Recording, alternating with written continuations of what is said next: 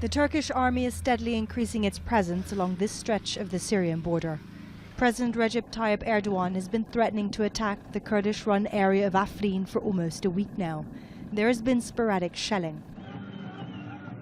Inside Afrin, thousands marched on Thursday in protest at Turkey's aggression. The goal of this large demonstration is to send a message to the world, and especially to Turkey, concerning the Turkish threats. We will not be afraid. We came here to protest against the attacks on Afrin. We will stand by Afrin and our troops, the YPG. Afrin is one of 3 autonomous Kurdish enclaves controlled by the Syrian Kurdish PYD party and its armed wing, the YPG. Turkey sees the YPG as an offshoot of the Kurdistan Workers' Party, or PKK, which it, together with the US and Europe, consider a terrorist organization. But the YPG has been working with the US to push ISIL out of Syria, not in Afrin, but further east of the Euphrates River. The Americans have never had a presence in Afrin, but the Russians do. And Afrin has been relatively peaceful throughout this war, and it hosts tens of thousands of internally displaced Syrians.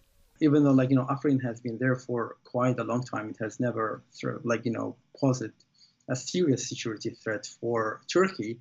But Erdogan probably needs this kind of nationalistic, rhetoric, and potentially uses military in order to be able to gain more votes, especially with the upcoming elections in Turkey. So I think the domestic factor cannot be set aside when it comes to the potential incursion into Afrin. Tensions have been stoked further in recent days by the US announcement of a so-called border force, which will be based east of the Euphrates along the border with Turkey and Iraq, and the YPG will form its backbone. The United States, a NATO ally, supports a terrorist organization that threatens Turkey. Can this be acceptable? It is unacceptable and inexplicable. But US Secretary of State Rex Tillerson says it's not a border force.